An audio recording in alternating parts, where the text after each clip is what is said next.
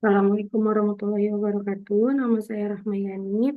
Hari ini saya ingin mempresentasikan tugas rekayasa perangkat lunak yaitu SDLC atau Software Development Lifecycle. Proyek kami adalah aplikasi manajemen disposisi surat berbasis web di lingkungan kampus Medan Merdeka. Berikut adalah definisi dari SDLC. SDLC atau Software Development Lifecycle adalah serangkaian proses sistematis pembuatan software untuk mengembangkan aplikasi dan website dengan kualitas terbaik, biaya yang efisien, dan waktu yang efektif. Kenapa SDLC penting untuk proses development produk? Yang pertama, memetakan perencanaan, penjadwalan, dan estimasi proyek secara rinci. Yang kedua, menyediakan framework untuk serangkaian aktivitas dan deliverables. Yang ketiga, dapat digunakan sebagai mekanisme untuk men-tracking dan mengontrol proyek. Yang keempat, meningkatkan visibilitas perencanaan proyek kepada semua stakeholder yang terlibat dalam proses developing. Maaf. Yang kelima, meningkatkan kecepatan proses developing. Yang keenam, membantu untuk mengurangi resiko proyek dan overheat rencana manajemen proyek. Berikut adalah tahapan dari SDLC. Yang pertama, rekrutmen atau analisis kebutuhan. Yang kedua, desain. Yang ketiga, development atau pengkodingan. Yang keempat, testing ataupun pengujian. Yang kelima, deployment. Yang keenam, maintenance. Berikut adalah metode yang sering digunakan dalam proses SDLC, yaitu yang pertama waterfall, ada agile, ada incremental, kemudian metode V atau V model, kemudian ada spiral, kemudian yang terakhir ada Big Bang.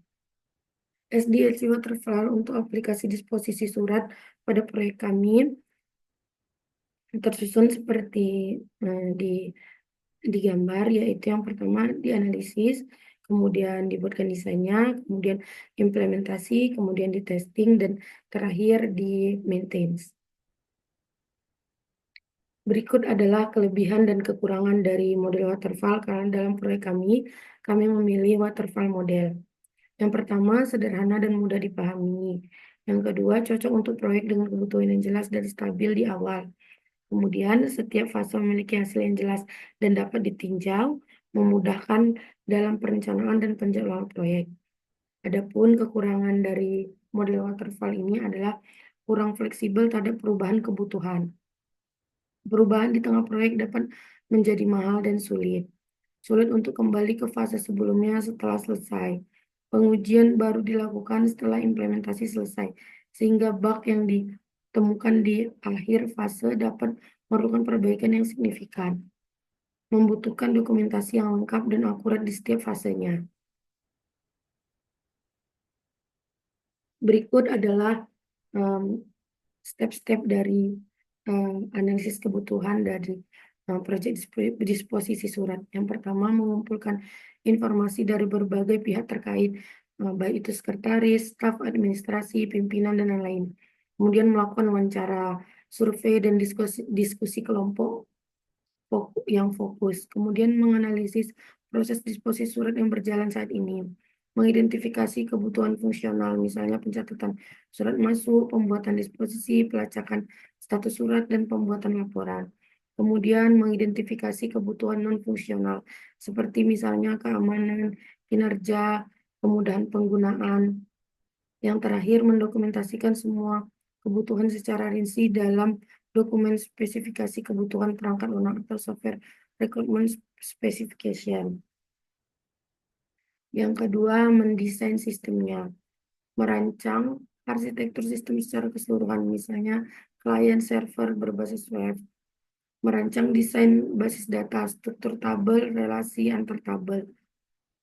Merancang antarmuka pengguna, layout halaman, navigasi, elemen interaktif. Membuat mockup dan atau wireframe antarmuka pengguna. Merancang spesifikasi teknis untuk setiap komponen sistem. Memilih teknologi yang akan digunakan, bahasa pemrogramannya, framework, database, dan lain-lain. Implementasi, melakukan coding berdasarkan spesifikasi desain, mengembangkan modul-modul aplikasi sesuai dengan rancangan, melakukan pengujian unit atau unit testing untuk memastikan setiap modul berfungsi dengan baik secara individual, melakukan integrasi antar modul setelah pengujian unit selesai. Pengujian atau testing, melakukan berbagai jenis pengujian. Ada 3, yaitu pengujian integrasi, pengujian sistem atau sistem testing, pengujian penerimaan pengguna atau user acceptable testing. Mencatat dan melaporkan semua bug yang ditemukan. Melakukan perbaikan bug fixing berdasarkan laporan pengujian. Melakukan pengujian ulang setelah perbaikan. Pemeliharaan atau maintenance. Aktivitasnya itu melakukan pemantauan kinerja aplikasi, melakukan perbaikan bug yang ditemukan setelah penerapan, melakukan pembaruan atau update, dan peningkatan atau enhancement aplikasi sesuai dengan kebutuhan baru atau perubahan. Memberikan dukungan teknis kepada pengguna. Baiklah, sekian dari presentasi saya untuk SDLC. Lebih dan kurang saya mohon maaf. Terima kasih. Wassalamualaikum warahmatullahi wabarakatuh.